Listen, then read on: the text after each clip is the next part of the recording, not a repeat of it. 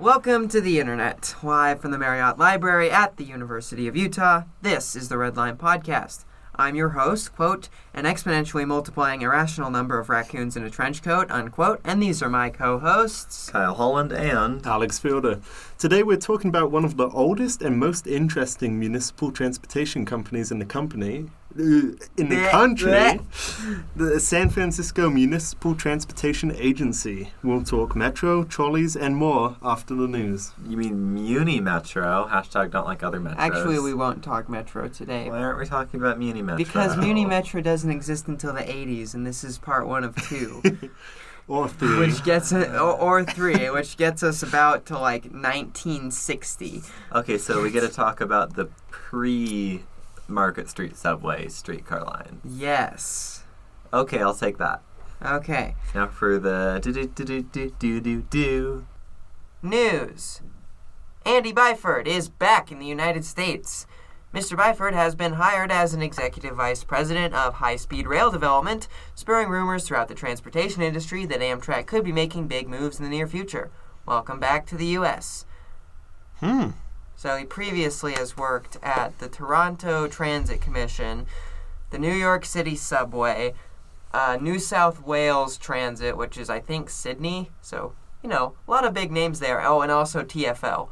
Anything this man touches, he fixes. He's like the best manager ever. You should have sent him to the MBTA.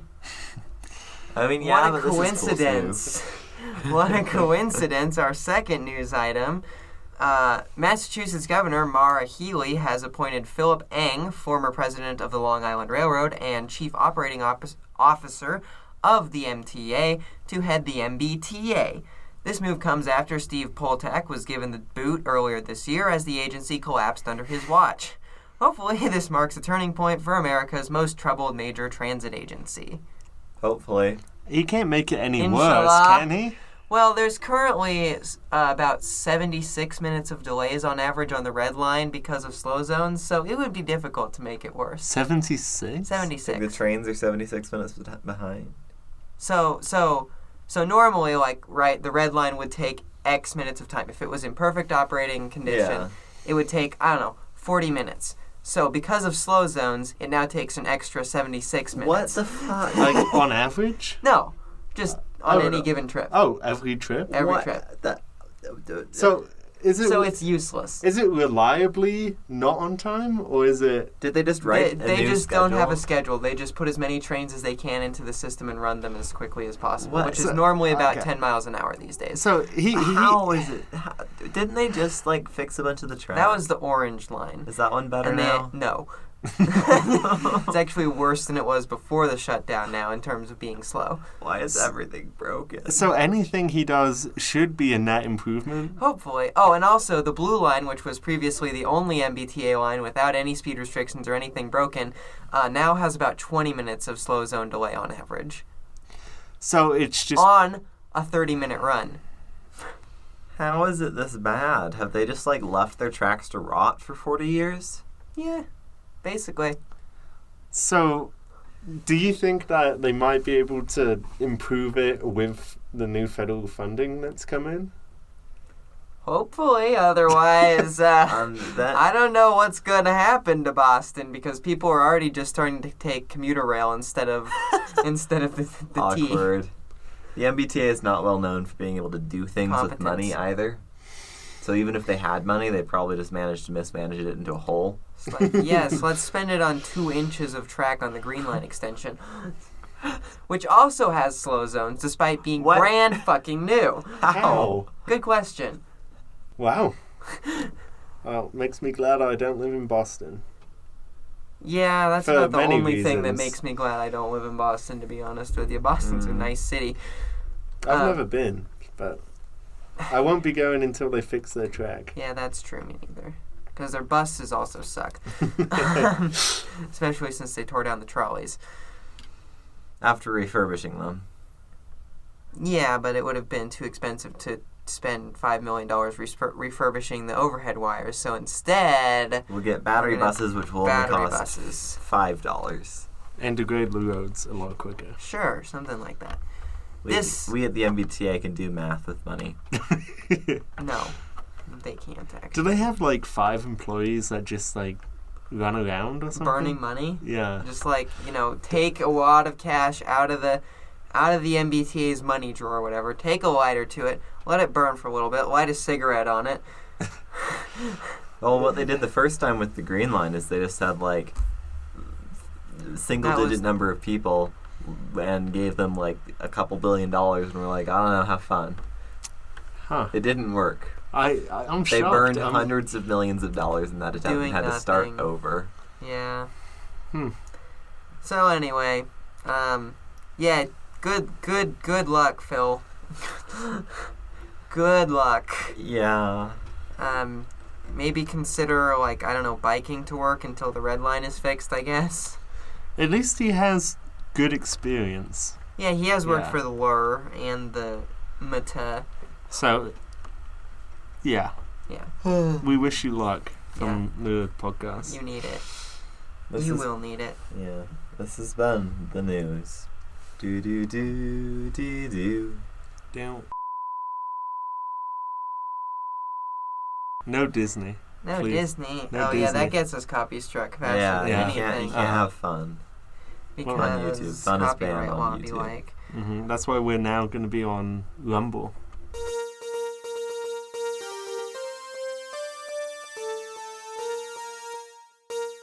Biden's the they them news. Which leads us to the question. No.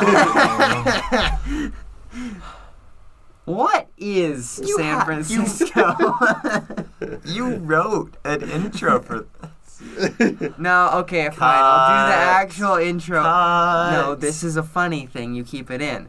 Alex and I thought it was funny. Yeah, the Cut. questions are always It's funny. very funny because you get pissed off by it. Yeah.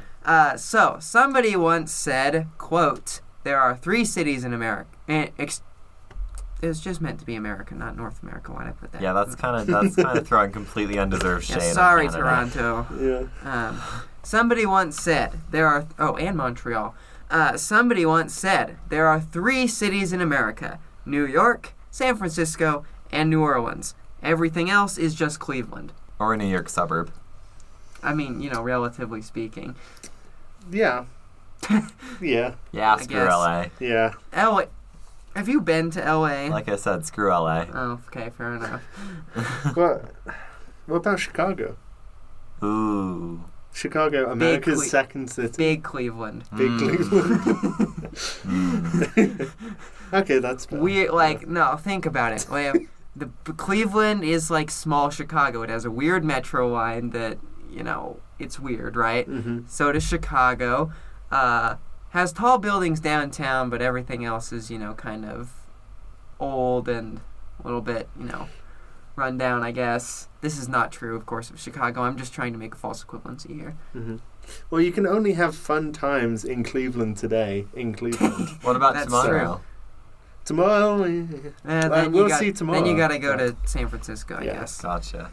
But anyway, I'm not sure that that's true, but one thing is for certain. San Francisco is and I have this in italics, city, in a way that most North American cities are not.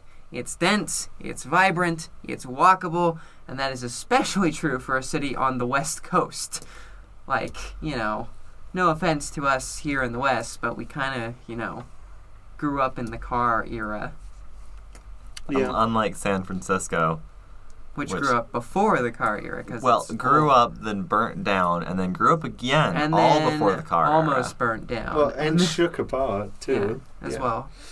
They're doing pretty good. Yeah, they're all right. I'm impressed. I'm glad they're in one piece. It also has a massive transit system that is not BART, surprisingly. When if you're like your average transit person, you're like, San Francisco, what do they have there? Yes, BART. Oh, yes. And that's it. But that's not true. Because, first of all, there are 30 transit agencies there. And second of all, San Francisco has its own, which is...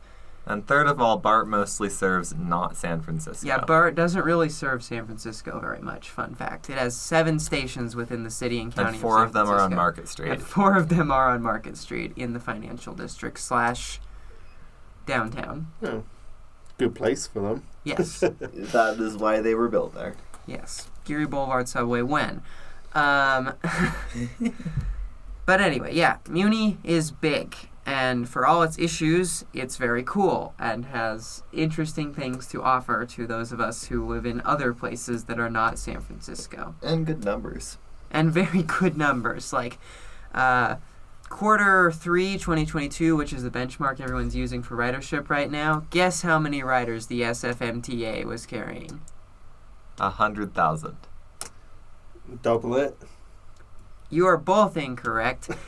Close to 350,000 riders a day. Cool. And that is post-pandemic. Yeah, and I'll also note that pre-pandemic, their fare box recovery was like 30%.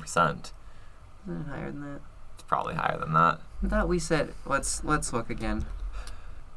City and County of San Francisco. So, is one of the reasons you wouldn't want to drive much in San Francisco is very narrow streets. Terrible, yeah. But also, isn't it the smash and grab capital of the world? Yeah, it is. A little bit. Okay. Also, yeah, bang on 30%, Okay. 30% fare box. I am not the person to be, crime! Ah! Like, conservatives these days lose their shit when you, even think about a city because they think you just get immediately robbed, raped, mugged, and murdered all at once. As soon as you step within a core city, right? Mm-hmm. That is not true anywhere except Cleveland. No, I'm kidding. Maybe St. Louis. No, not really. It's only the north side, really. But, no. San Francisco is a very safe city in general. Like, it doesn't have a super high homicide rate, especially for such a huge, large city that has the Tenderloin. The Tenderloin is kind of a famously seedy neighborhood, and according to San Francisco Municipal Statistics, 70% of the violent crime just happens there. Every city has that one place. Every city has the one place. Yeah. Every it's like crime Denver's happens. Colfax. Or North Temple, yeah. Yeah. Every city has one place that's kind of in bad shape. So that's San Francisco as a whole, very safe city. San Francisco as a whole, not a good place to own things because high property very crime. high property crime rates. Famously high property crime. Especially recently because I'm going to get canceled for this, but because their cops are extremely understaffed and they can't pursue property crime complaints at the moment. That's a valid excuse. Yeah, well, if you listen to some people, it's because they're on a, quote, undeclared strike, unquote. The cops. The ones that are, in the understaffed police force. Yeah, they're in an undeclared strike because people did Black Lives Matter. That cannot be true. I am not sure how I feel about that. I don't know much about the situation, so I'm not going to comment. It sounds like cope. Yeah. It's copium. That does not that does not sound like it would be true. And no. I don't see that happening. No. Yeah. So there's a lot of people accusing West Coast police agencies of doing that at the moment because they are all understaffed and crime has risen in all cities in the last couple of years from COVID. It's going back down mostly now, but except Portland. Yeah. It's going back down mostly now, but anyway. So I'm not much of a crime person, but yes, yes. If you go to San Francisco, watch your shit because we had stuff stolen and we were there for 4 days. Wait, you did? You had stuff stolen? Yeah, Ethan had his AirPods stolen, huh? Yanked off the chain on Bart. Yeah? Yeah, we didn't notice it till we got off, but yeah. Well, okay, well, all right, that's a quick hand. I know. Yeah. Skill. And Wow. I saw some CNN reporters park their car outside of City Hall in San Francisco the other day, and somebody busted in the window despite them having hired a security guard to watch it. So, what's the security guard gonna do? Yeah, San Francisco, not a good place to own things at the moment. Yeah. Especially cars. Well.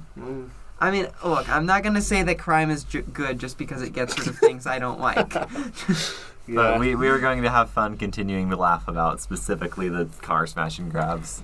Yes, and I'm sure it's a terrible quality of life issue for people who live there is having things stolen. Bikes are also a thing that gets stolen a lot. Yep. Yeah, I imagine. I live here and I've had my bike stolen twice, so I can't imagine how many bikes I would have had stolen in San Francisco. I had my bike stolen too. You did? Oh, yeah, then we found it. Yeah. Okay, you don't get to talk about having your bike stolen, though. We found Alex's. Yeah. But that's because I looked it up incorrectly. Oops. But, anyway, driving in San Francisco sucks ass. Because it's a real city. Because built for humans. It's not a good car city. Like... They left the city. Yeah. They didn't blow it up for cars, well, except for they Geary. did at one point, and then they didn't do that. And you also remember except the for Geary. Embarcadero freeway used to be a thing. Oh, yeah. And then it broke. It broke during an earthquake, so... Earthquake-spaced?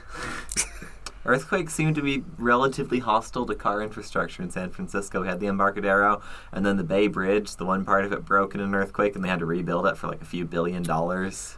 Yeah. In a different design that Looks wouldn't do that. now. Yeah, it does look better now. Half they rebuilt. The other half, Looks like a green Golden Gate Bridge, but worse. Meanwhile, the Transbay Tube. I'm not a huge fan of the Golden Gate Bridge. So. Whoa! Hey, that's illegal. Controversial. Why? It's too flashy. That's the point. Also, there are 6 lanes of car traffic on it. It's really loud. It is so loud. We walked over the thing, and I was thinking here, like, okay, well, there's a walkway over it, right?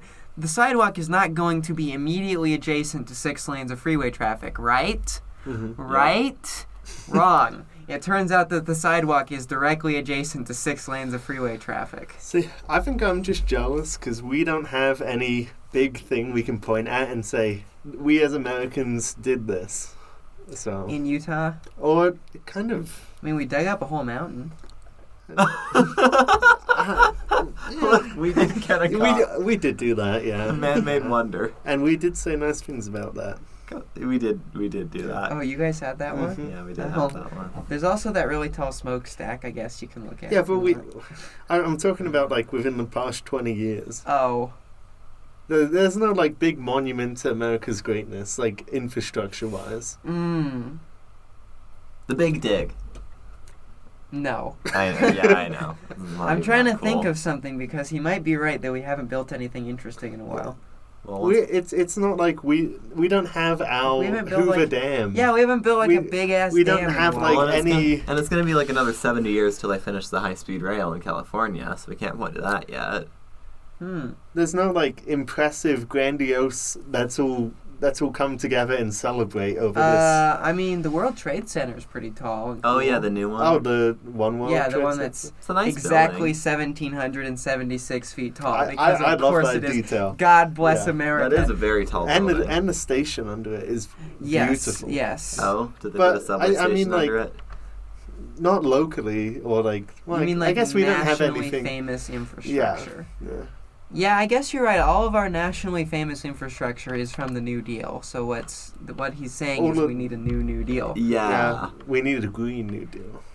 Ooh. Cancelled. I Woke know. left invading my podcast. We- This is We need the one thing I wanted from Biden, which was the Climate Conservation Corps. yeah, that would have been really That's the one cool. thing I really wanted him to do. And, Maybe he'll be able to do it next term. Maybe. they do more in the second term, don't they? Well, and also you can normally, as a president, only do the political science major speaking here, only do like one big thing, right? Like, for example, Donald Trump, his big thing was immigrants in cages and building part of the wall. Obama's big thing was healthcare reform, and then he wasn't really able to do much after that. Yeah. Bush's thing was the Iraq War, and he wasn't able to do much after that. Mm-hmm. So, like, it's very difficult after, like, the first 2 years in office to pass really substantive reform a lot of the time. You also don't have to worry about re-election after your second term, so you can This kind is a of... true Yeah, you fact. can go wild a little bit more than Yeah. you can in your first term. Yeah, But- he can continue signing vaguely progressive things. Yeah. Yeah. What do you mean vaguely? None of it's like smashing new Yeah. labor reform sort of stuff. It's like, I think- let's still drill a bit. Oh my Please. God, the Willow Project. Jesus Yeah. Christ, we are so screwed. Let's Yeah, not. let's open up our last frontier of Alaska to a shit ton. Alaska, the last frontier of oil. Yeah. No. Oil We is need stupid. energy independence, okay, dude? Nuclear. Yeah. Nuclear. Okay. Anyway, we are way on a tangent at the moment. Yeah. But crime, bad, Yeah. but it does sometimes happen in San Francisco, it turns out. Golden Gate Bridge.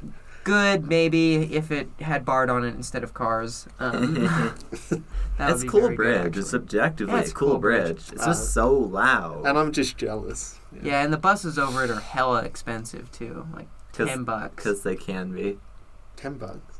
Take the ferry. It's much better. And slightly cheaper. Golden Gate And Transit quieter. fares And be quieter. like... And you get to sit out front and watch container ships go by, which I very strongly recommend. You see, wait a second. AC Transit, right? Their Transbay fare is... What is it, $6? $6 over like a normal like $2.50 or whatever, right? And I'm figuring it's that low because they have to compete with BART, which is less than $6. I'll note, although it doesn't include your local Yeah. connection. So maybe if we had BART or BART, Caltrain more going like fart. over the other way, then Golden Gate Transit would have to compete. Yeah, but fare-wise. BART's expensive, too. BART is extremely expensive. Like, That's only round trip between Berkeley and San Francisco was $10. Okay, and AC Transit would have been 12. Okay, and that's still expensive. Yeah, Like, if we probably should have gotten an Uber, it would have saved us money with the 6 of us. Oh, but there are only 4 of us. If there were 6 of us, we probably would have saved money doing an Uber. Okay, well, if the break even is 3 people or more, it ceases to matter. Well, why is it so pricey? Just because they have to pay people? They rely on fare. You box wonder why revenue. they had 70% fare box recovery pre-pandemic? This is about half the reason. Okay. High fares. The other yeah. half is high ridership. Fair. Get it? Yeah, so geography, before we get lost on another tangent about something stupid. There's a Ouch. peninsula to the south. San Francisco is kind of on the top of a little peninsula that sticks out. The bay's on the east. The Pacific Ocean is to the west. And the Golden Gate Bridge connects north to Marin County, I'm told. The Bay Bridge and the Trans-Bay Tube go east to Oakland and the East Bay. And the city is famous for its very steep hills, which dominate the landscape, especially in the eastern half of the city, as we learned from walking up a lot of very steep hills. And taking the cable car. We only did that once because it's very expensive. This is a true fact. If you get a Muni monthly pass, you get unlimited cable car. This is true, which I think is very good. Yeah. Sweet. Yeah, and then downtown and all of its neighborhoods are on the eastern coast, with density and the level of activity kind of dropping off the further you go to the south and west. See also Market Street. Market Street! So, that's San Francisco and This is a true various fact. tangents It relating sure to is. San Francisco. And unrelating to San And Francisco. unrelated to San Francisco. My goodness, this is a long thing. Yeah, it goes on for... This is why this is a 2-part episode instead of a 1-part episode now. Why is part 1 so long? Because it's more interesting than your average cable car company because it was owned by the city. And so that's good. Yeah. And because I'm interested in it, and I'm a nerd from Muni now, so All right. as they can tell from the Muni hat that they can't see that I'm currently wearing. Mm-hmm. And refuse to take off even though it's too hot in here. It's not too hot in here anymore. Mm.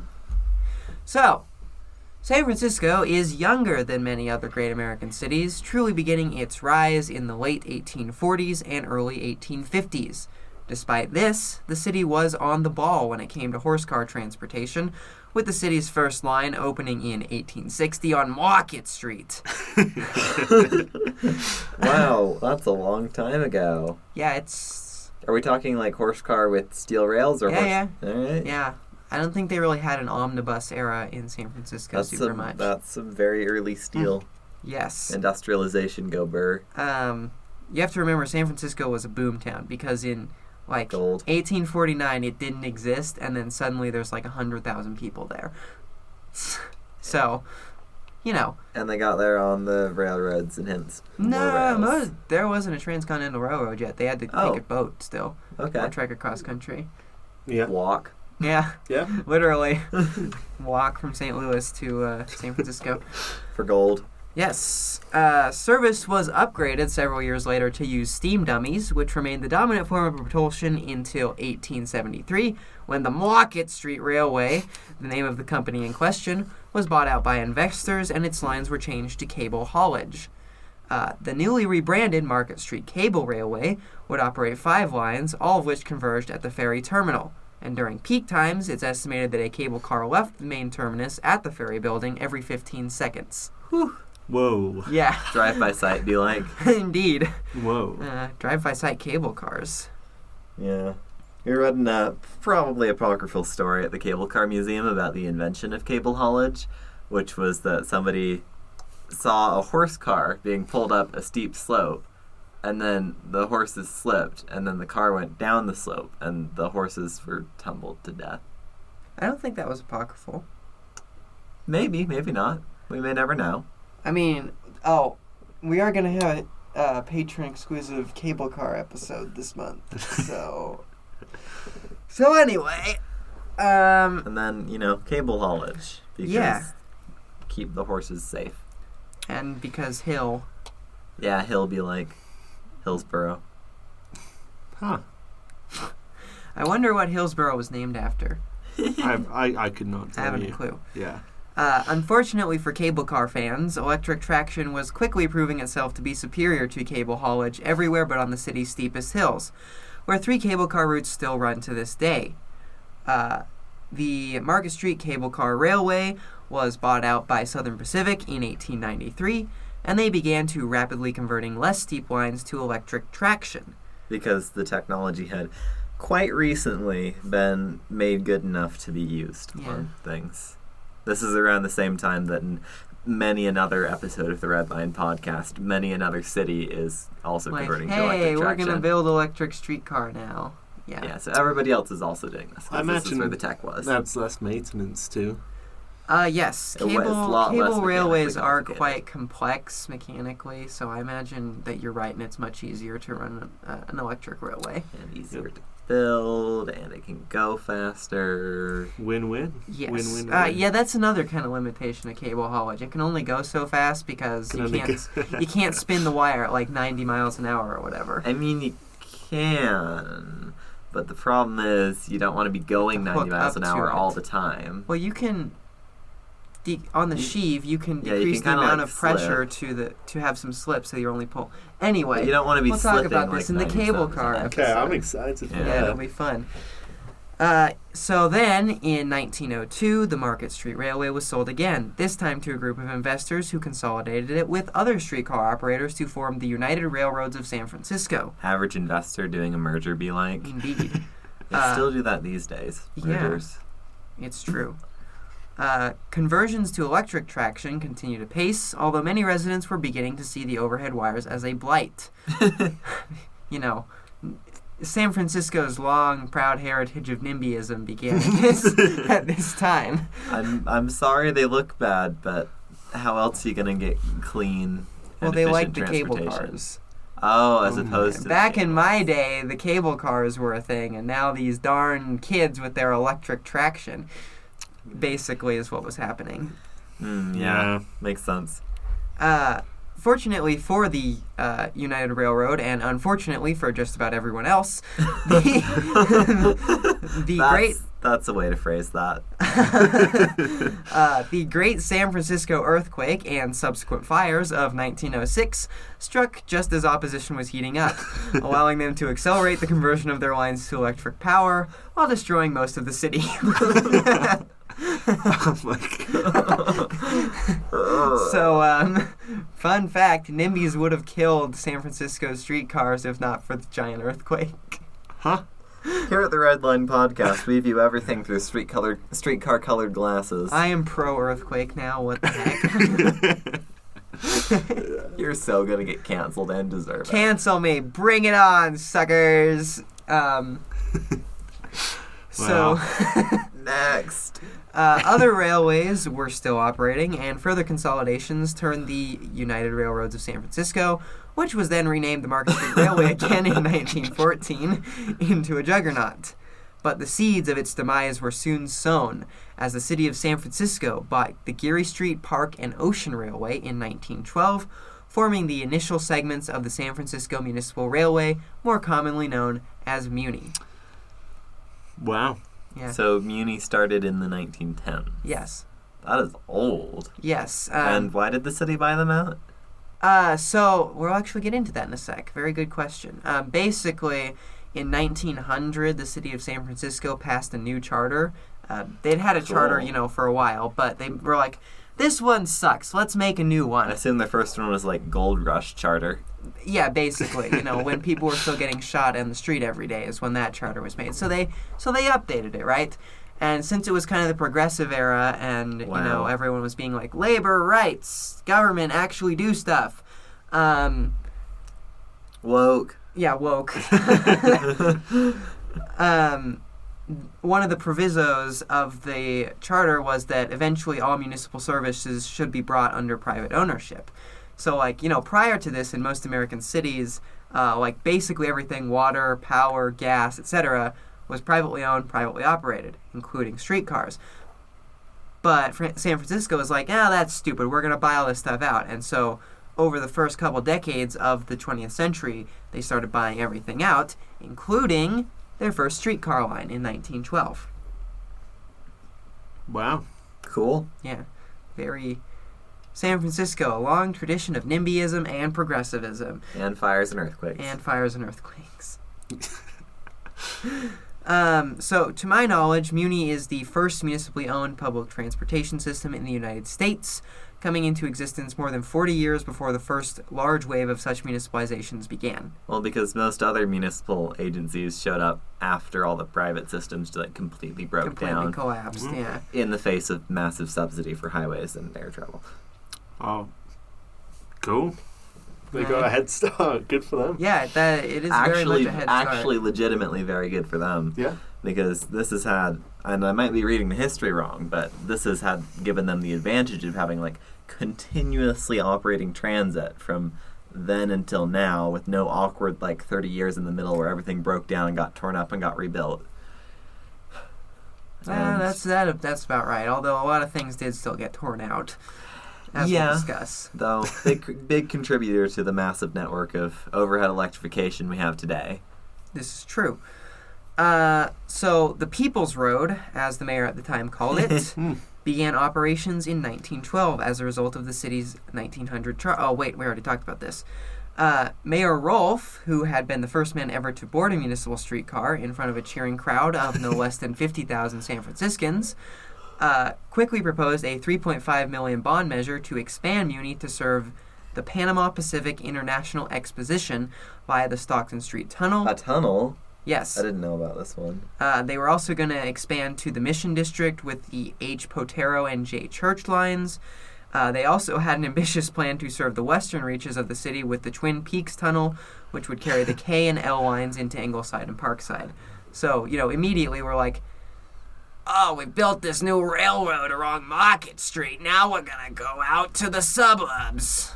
Ambition in a transit agency. What year is this? Yeah, also $3.5 million for the Twin Peaks Tunnel, which is 2.2 miles long. Back pre-inflation. Let me just drool real quick.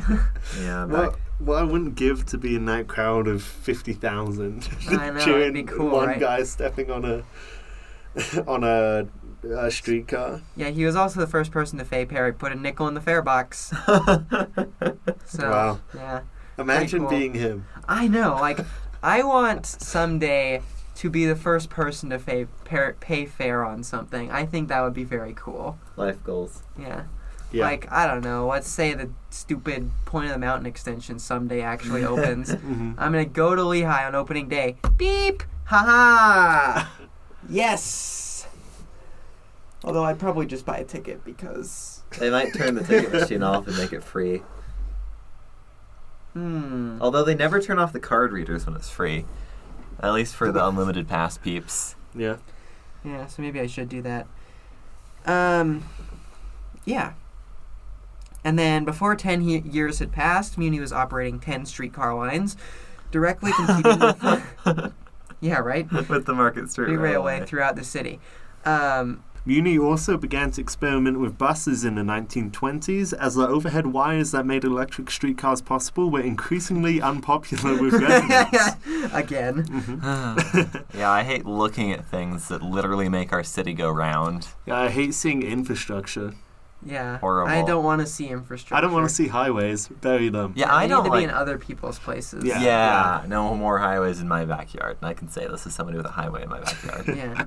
But still, throughout the 1920s and 30s, San Francisco experienced a golden age of streetcar travel, with dozens of Muni and Market Street lines running throughout the city. Yes, and this is quite fun. So Market Street itself was particularly impressive, with 4 tracks on a surface alignment. Yeah, so Quad the entire tracks? street was just quad track Oh streetcar. my gosh. Everything is track. The Market Street Railway owned the inner 2 tracks, and Muni owned the outer 2. Whoa. It was, and you know, you think about those every 15 seconds streetcars departing the wharf. There's probably a lot more now, right? And so the street was so busy that the noise they made came to be known as the roar of the 4, because it was just like every second, just ding ding, ding ding, ding ding. That's kind of awesome. Yeah. Yeah. I mean, we got to hear that in the automobile era with the cars on Market Street. There are which no cars they on have Market fortunately Street. gotten rid of since. Yeah. Yes, and then Muni kept expanding their streetcars as well as doing buses. Whoa, ambition. In a the- transit agency. What year is it? 1928, actually, when the That'd do it. when the Sunset Tunnel was completed, making a new line to Ocean Beach, now known as the N Judah, possible. Cool. Based. We rode on- the N Judah to Ocean Beach. We sure did. It sure was a beach on the ocean. Yeah, if they did some stop consolidations, the N Judah would be very goated. A lot of stop I consolidations. don't think you need that many. They I aren't don't know. actually that close together, relatively speaking. Well, what's the They're like spacing? downtown track spacing, They're usually about 3 San Francisco blocks. which is 900 feet. Is San that, Francisco blocks are 300 feet long. is that like the New Orleans spacing? So that's like a little better than Courthouse. No, that's worse. That's 1,200 feet on center. And 6 South? Yeah, center to center, that's 1,200 feet. Oh, center to center. I see. Okay. Well, I was incorrect, and they are actually a lot closer together than I thought. And they were. they should- this spacing there should happens be a some lot. stop There should probably be consolidation. half as many stops. Yeah. Easily. Yes. And also maybe some Would have a riot platforms. over it. No, getting off into the street is fun. I don't know what you're talking Maybe about. instead of getting off into the door of someone's car, I can get off onto a platform.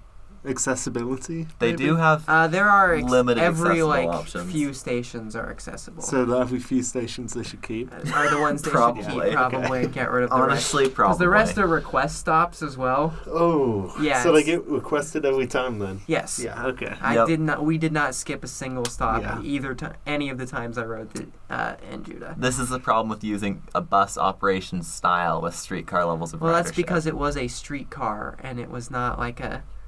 It was a bus, but on rails, and now it happens to run into a super high capacity metro. But a bus on rubber rails, as it yes, were. it does run every 10 minutes though, so it beats tracks there. Every 10 minutes. And it has an the owl service bus. is so fast. That's Yeah, their all. owl bus system is cool. It is quite Jeez. impressive. We'll talk about that next time. So anyway, moving on from the N Judah, Now to the 1930s, which is were one of the decades of a time. lean time for both Muni and the Market Street Railway. In an opposite reflection of things to come, Muni killed off several bus routes to maintain streetcar service and discontinued every other stop in outlying areas. Oh. Yeah, so like instead of doing bustitution, they did streetcar-stitution, Good. which is kind of funny. Yeah. So what is the reason they were having to cut so much service? It was the Great Depression. Oh yeah, crap! I forgot about that. There were these things called revenues, right? And you have to use them to create The service. Great Depression, the economy did not go. Economy better. did not actually go. It just kind of reverse, like Depressed. J. Edgar Hoover and Calvin Coolidge put the economy into reverse for a little while. Or not J. Edgar Hoover, just President Hoover and Calvin Coolidge put the economy into reverse for a bit instead of drive. they jammed the economy lever the wrong way. They sat on the wrong button in the Oval Office. Yeah. That would do it. That makes sense. I think as a listener, I was supposed to gather that the Great Depression happened. But Yeah, it was the 1930s. yeah. They were, but however, by this time, part of the city's Public Utilities Commission, which left them enough financial solvency to stay afloat. Wow. And despite Funding. inflation and rising costs, the 5-cent fare continued. Funding be like.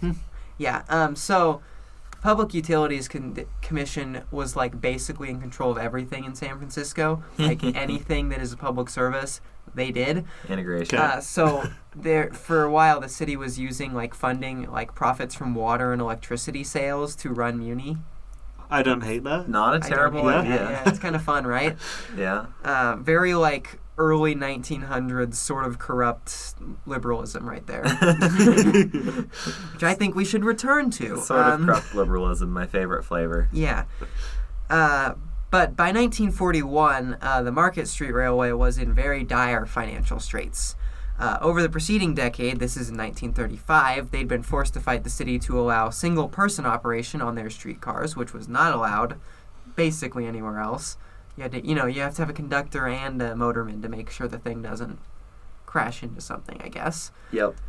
And they also had to raise their fare from 5 cents to 7. Ooh, it's like 3 That's coins. a 40% fare raise. And also you have to have like 3 coins instead of 1. Yeah. Yeah, no more nickels. No. It was the latter change that probably spelled their doom, because families, which were made less affluent by the Great Depression that forced them to raise fares, were increasingly choosing to walk a bit further to Muni lines to save a few cents. That's fair. Like, if you have a family of 4, right, and you're trying to go to, I don't know, you live in Russian Hill and you're trying to go to Ocean Beach to enjoy a lovely summer's day, right? Mm-hmm. So instead of taking the streetcar that runs right by your house, that is the Market Street Railway, you walk a little bit further, you get on Muni to save 8 cents, because 8 cents is like milk or whatever. Yeah. I would do that. Yeah. Yeah. Fair. Yeah. Yeah. So Muni was also actively competing against the MSROA and trying to undermine them. Despite running at an operating loss. Well, yeah, but it's a municipal agency, so it can run at an operating Which loss. is a good feature, but it's not exactly a fair fight against a private company. It really wasn't. So they implemented trolley bus service on several unprofitable routes to maintain service and decrease costs. You only need 1 person on a trolley bus, while streetcar lines still use 2-man crews. Literally just regulatory or union rules or whatever. Yes. Okay. They also began to purchase new streetcars, which the MSRY, Market Street Railway, which had long built its own streetcars in the city, couldn't afford, which made them even more attractive. So they had some of their first PCCs then, and Market Street Railway could never afford to buy any PCCs. Aren't those the retro ones that they still run today? Yes, those are PCCs. All right. I gotta look in this. Yeah, look up a PCC. You can see what it looks like. Although, funnily enough, the modern Market Street Railway, also known as the F Market, actually runs 1 PCC in the Market Street Railway's livery as sort of like a tribute to them never having got any. That's nice. I love how they did that on just one of them. It's cute, right? It's Yeah. nice. It's like, We won, but we're not sore about it. I might have been a little sore about it. So, Market Street, bad shape at the moment, right? And it had just begun to look like the final consolidation of the 2 companies was back on the table. It's a final consolidation. When everything was briefly put on pause because of this thing that happened December 7th, 1941, a day that will live in infamy, yada, yada, yada. Mm-hmm.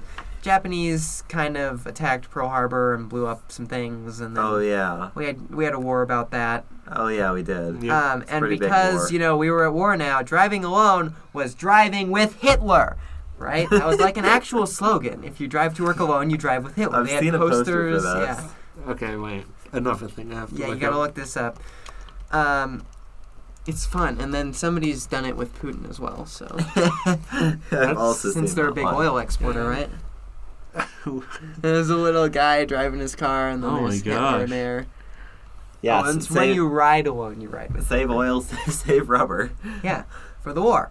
So then suddenly everybody's like, time to go ride the San Francisco Municipal Railway and or Market Street Railway to my work instead of driving, right? Man, it's crazy what transportation options will do for society. Yeah, and also there's suddenly a lot of new jobs in San Francisco because War, industry. it's a port city. Ooh, port. You know what? You know where you build, like, we're having this war in the Pacific, and in the Pacific, there's a lot of water and not a lot of land. So what type of warfare do you think would predominate in the Pacific boat. Ocean? Yeah. Boat kind. Yeah, Boat. naval warfare. With cannons. And since, the United States is suddenly trying to build just 1 billion ships to go blow up Japanese ships, Man, I wonder if we should build these in a port city that has they easy access started to building the them in ocean. San Francisco. And so one streetcar line was specifically extended to serve a shipyard, and the Nice. federal government paid for Market Street Railway to buy new buses to serve a different streetcar, or a different shipyard. So there's, suddenly way more activity going on, especially since the Great Depression's now over and people can actually afford to go places. So it's a big deal. And streetcars from both companies were crush-loaded throughout the war. Muni was stretched to its limit, adapting to massive passenger loads, while training to repair damage from long-feared Japanese bomber raids against San Francisco. So Muni had trained like these rapid response teams in case the Japanese had bombed San Francisco, so they could go fix the streetcars real quick and get everything back in operation. That's the kind of planning I like to infrastructure. hear. Yeah, it's a good idea, right? Yeah. But, the Market Street Railway just couldn't handle it. So while they were still bigger, they were finally acquired by the city of San Francisco in 1944 after years of being outcompeted by Muni. Quote, outcompeted. Quote. Well, yes. Yeah, but not on a level playing field. It's more just times are changing. Gotta be part of the city now. Yeah. Oh, and then I forgot to mention this earlier, but Market Street Railway lines were numbers. Muni Railway lines were letters. Oh, we did in New York. So what you'll notice is that most of the, a lot of the sort of bus lines in San Francisco today run on old Market Street Railway routes, and a lot of them still have the same number. Cool. So there you go. I think like the 30 Stockton is one of those actually. So which we rode a lot. So, yeah. All was not well, however, as deferred maintenance, especially on the Market Street Railway tracks, and years of heavy passenger loads had pushed Muni to its limit. Tracks were often over 40 years old, and many of the streetcars in the fleet were practically antiques. Ka-chunk, ka-chunk, ka-chunk, grrr, falls over. The end of the Second World War in 1945 also put people back in cars, spelling trouble for San Francisco's transit system as the next decade dawned. Ooh. Yeah. Bad news, right? Yeah, that's not a good start. So... Bustitution and the Cable Car Wars. Yeah, so the Cable Car Wars are actually going to be the episode all of their own that I was talking about. Bustitution. I gotta tell you what's going on here. So, there's going to be one patron-exclusive episode, which is going to be on the cable cars in general, and then a shorter patron-exclusive mini-episode, which is on the Cable Car Wars, which will, after 1 month being available only to patrons, be released to the public. Cool. It's going to be like 10-15 minutes. Sounds good. Fingers crossed. Well, yeah. Sounds Well, good. Almost as soon as the war was over, the era of bustitution began. Despite a plan by former Market Street Railway leader Leonard Newton, which would have maintained 13 streetcar lines and bustituted the rest, by the early 1960s, Muni would be left with just 5 streetcar lines, the ones that ran through the tunnels to the west. Yeah. So, there are those tunnels on the west side of the city, right? There's the Twin Peaks Tunnel and the Sunset Tunnel. And those 2 tunnels are basically the only reason that San Francisco still has, like, streetcar lines out to the west of the city. Because even lines that were just absurdly high ridership and probably should have stayed streetcars, like the Geary Boulevard line, were bustituted just because, well, we got to make space for cars. Got to widen Geary. But you can't run buses through those tunnels, and you can't run cars through those tunnels, so they stayed as streetcar lines. Fair.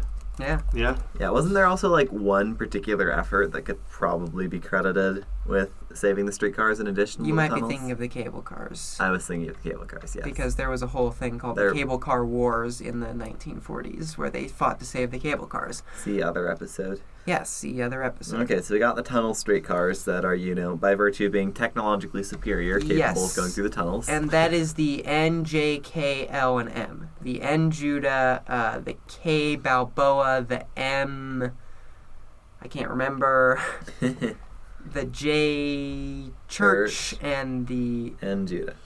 Yeah. Well. So, and think about that because there used to be streetcars from A to O and also a whole bunch of numbered routes from the Market Street Railway. So there were a lot of streetcars and then... Maybe some of them should have stayed streetcars very for, rapidly there were reasons. not. Like, very rapidly. Because you don't have to maintain the road that the bus drives on. Somebody else does that. Yes. Roundabout, but yeah. Yeah. There was also an extensive fight to save the city's cable cars during the 40s, and it is now part of the SFMTA's charter that they must continue to operate said cable cars. Despite, for some reason, agency executives, despite them being, a beloved icon of the city that everyone loves, right? SFMTA executives are always trying to get rid of the cable cars because they cost a lot to operate. Okay, they also charge $8 fare to tourists. Yeah. I feel like they might make money. But anyway. Yeah, I don't know what their operating margin is, but it can't imagine be that it's bad. not cheap because think of the infrastructure required for a cable car. And think of the fares. And modern safety standards. And the tourists. Yeah, so anyway.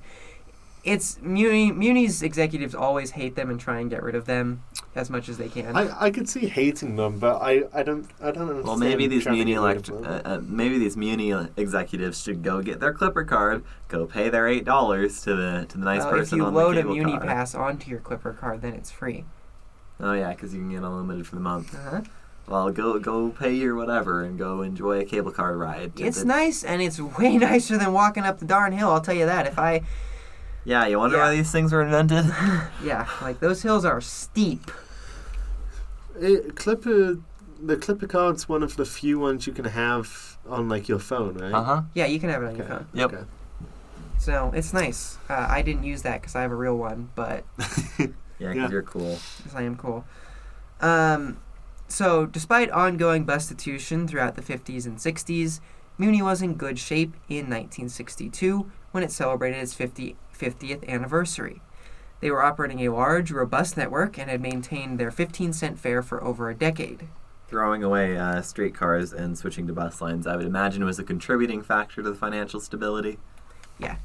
You still had to operate two-person streetcars, except so over this 20-year period, right? Muni had been very slowly replacing all these ancient wooden streetcars with PCCs and stuff, getting a more modern fleet. So you could operate the PCCs with single operation according to city rules, but you could not operate older streetcars with single-person operation.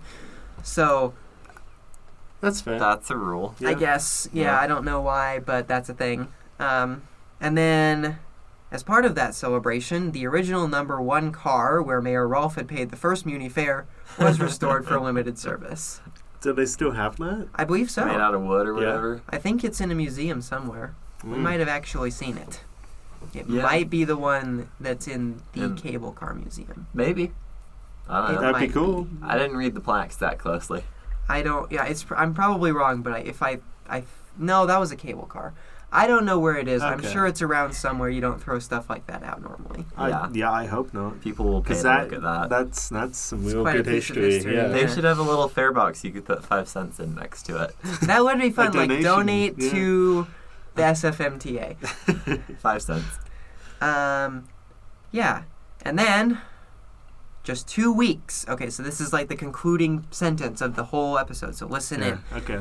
Just 2 weeks after Muni celebrated its Golden Week, as it was called at the time, Bay Area voters would pass a ballot measure creating Simpson. BART, which would create 2 decades of opportunities and challenges for Muni. Ooh. Where we will pick up in our next episode with the challenges Muni faced as a result of BART. To be continued. Because BART almost killed Muni, fun fact. or almost killed Muni's rail lines, I should say. And we'll hear Which about is what I care that about. in the next episode. Yeah. Out of apparently 4. 2. The last episode was Yeah, I 4. said 4 episodes for Bay Area Transit Month, and it's probably going to be Bay Area Transit 2 months now because I'm thinking I'm going to need 2 for BART and maybe a couple more as well. So, Cool.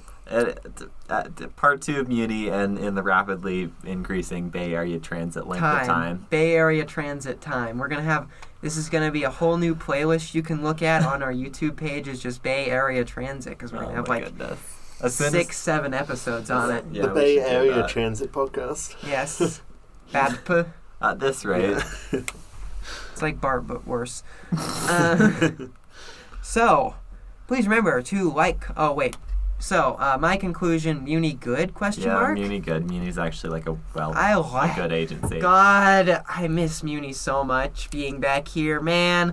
Like, we could just walk out the door and there was always going to be a bus there, and the metro is super nice and fast, and all the buses are like electric, so they're quiet and they're clean and they don't... Well, most of them are electric. Well, I don't know a how lot much of the the fleet is. buses A lot were of them are electric. electric, and 1/3 of their daily rides happen on electrified trolley buses. there you go. Jeez.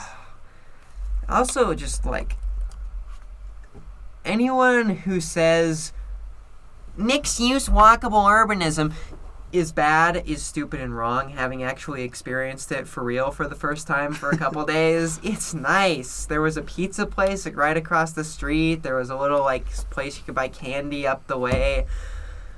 Get on one of 50 different buses to any attraction imaginable. Yeah. I mean, All the buildings. transit isn't quite as good in the western and southern parts of the city, but it's still a lot better than it is most places. And that's also where they run the streetcars. Yes, actually, which you can get into the central city in a relatively timely manner. That compensates a lot for the overall just lower amount of service. Well, and you have to remember, we've only ridden Muni post-COVID. This is Because true. they are still Apparently not they- at pre-COVID levels. Apparently of they service used at to the be moment. way better before COVID. Yes. Well, And if we enjoyed it post-COVID, I know. I don't even wanna know. I never waited for a train, except once in the central subway. and how long was that? 4 or 5 minutes? something like that. Jeez. They come often. Never waited for a train. Please remember to smash that like Please button, remember argue in the to- comments, and subscribe. Please remember to like, comment, and subscribe on YouTube, and to leave us a rating on iTunes and Spotify. If you like what we do here, please consider joining us on Patreon, where members get early access to our existing content, a Patreon-exclusive episode every month, as well as additional benefits like stickers. And speaking of patrons, our patrons are Frontrunner Quad double track. track. Frontrunner quad tracked. Logan Tunnel to Electrified St. George tier. tier $69.69 per month, Zach Adams. At regular Frontrunner tier, we have $10 a month. We have Curtis Herring, Devin Zander, Mike Christensen, and Phobos 2390. And shout out to Mike for being our longest running Frontrunner subscriber. Yeah. and subscriber in general. Yes. Yeah. Yeah. Mike is very consistent being supportive. Chad. We appreciate it. Yeah. And then $5 a month, our red line tier, we have Brian Smith, Christopher Whaley, Jacob White-Cotton, Reluctant LA Just resident. let him do it. Reluctant LA resident Robert P. Walsh, and Scott Harris. Our blue line tier at $3. We have Just Cuz, Alex Dykelski, Ben Busath, Bradley Bondi, DJ Will Watkins, I will. Hi. Elijah Kensler, Ethan McDonald, Evelyn, G4, Gonzo12, Jack Dean, John Heron Gorman, Martine Hecker Martinez, Old Trolley, Patrick Salas, Schuyler. Schuyler Hall, and Seth. Yep. Thanks, guys. You give us money so we can pay for Metro and also stickers. Yeah, you give us money and we give you service. Also, we have merch! Shop TRLpod.com to buy stickers, including the Redline Podcast sticker, including the Future is Multimodal sticker, and including Slay the Cos Snake sticker for the low price of $2.50 a pop. And lower if you buy multiple. And lower if you buy multiple. I'm done yelling now. That probably might that not be unusable? audible. I think that might be clipping. Can you turn it down? So you can yell. Yeah. But yeah, Okay, we'll do a shop.trlpod.com. Shop.trlpod.com, your one-stop shop for all things TRL Pod, which in this case is only 3 stickers. We have 3 stickers. Shirts incoming someday. Starting at fare, $2.50, postage included. Yep. Yeah. Yeah, and you Muni can... Clipper fare, $2.50. UTA fare, $2.50. Yeah. Well, UTA cash fare, $2.50. AC Transit cash fare, $2.50. Wait, what's AC Transit Clipper? $2.25. Oh. Yeah, I know, that's kind of cheap of them. Yeah, Muni's fare is $3 though, if you pay cash. Portland fare, $2.50. $2.50. Like I said, fare. Unless Fair. it's in New York. That's fair. Yeah. Well, yeah. Stay tuned for part 2. Bye. Yeah, stay tuned for part 2 where we'll talk about the challenges of Muni in the 70s and 80s and also Ooh, spooky Reagan in the modern day. Ugh. It's actually mostly not Reagan's fault. Whoa, this is gonna be First interesting. time. I know, ever. but first time Wow. for everything. I know usually we can write it off to car subsidies and Reagan, but we got something different and interesting this time. I see why this is 20 episodes Yeah. and growing. The podcast snake has bitten this series. I just enjoy being in the content mines in the Bay Area more than I do in other places, apparently.